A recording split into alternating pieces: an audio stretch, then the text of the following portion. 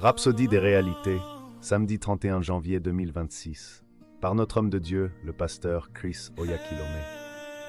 Le thème pour aujourd'hui, tu les as toutes. L'écriture d'ouverture du jour, 2 Pierre 1, verset 3.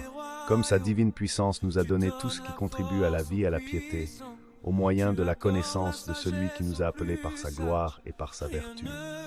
Il y a quelque chose de puissant dans la justice de Dieu à l'œuvre en toi. Elle amène tout dans ta vie à s'aligner avec son dessein et sa provision divine. C'est une chose juste pour Dieu de te faire du bien, car telle est sa nature. Il est conforme à sa justice de canaliser vers toi toutes les ressources nécessaires, afin que tu ne manques de rien pour tout ce à quoi il t'a appelé. Éphésiens 1, verset 3 déclare qu'il nous a bénis de toutes les bénédictions spirituelles dans les lieux célestes en Christ Jésus. Il n'existe aucune bénédiction venant de Dieu qui te manque. Tu les as toutes. De plus, médite encore sur ce que nous lisons dans notre écriture d'ouverture. Sa puissance divine t'a donné tout ce qui est requis pour la vie et la piété.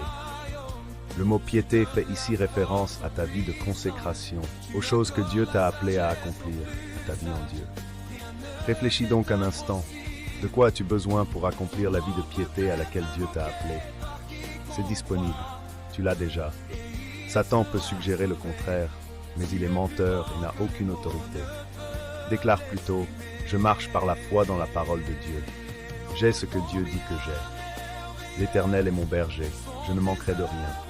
Toutes choses sont à moi. Cela doit être ton état d'esprit. Tu dois l'accepter comme ta réalité présente. Tout ce qui est conforme à ta trajectoire de vie vient à toi, parce que tu marches dans la lumière de ta provision divine et de ton abondance. Toutes choses sont à toi. 1 Corinthiens 3, verset 21.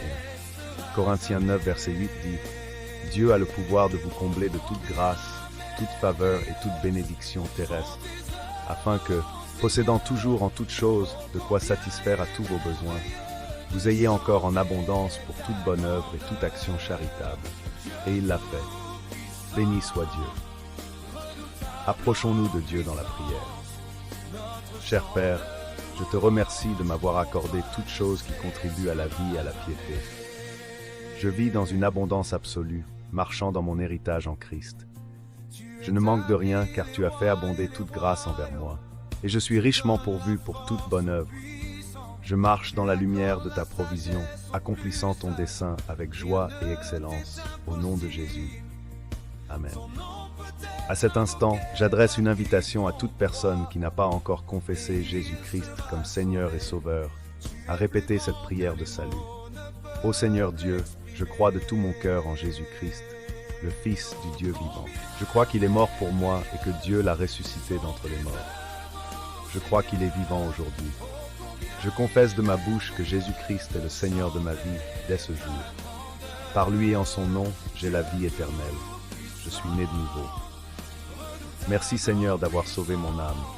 Je suis maintenant un enfant de Dieu. Vous êtes désormais né de nouveau.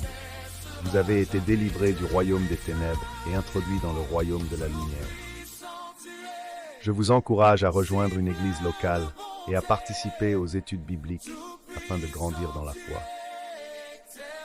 Avant de terminer, nous exprimons notre profonde reconnaissance à notre homme de Dieu, notre cher pasteur Chris Oyakhilome, pour avoir fidèlement répondu à l'appel du très grand Dieu, conduisant son peuple des ténèbres à la lumière par la proclamation inspirée de la parole de Dieu, les manifestations de guérison divine et l'impact transformateur de son ministère à travers le monde.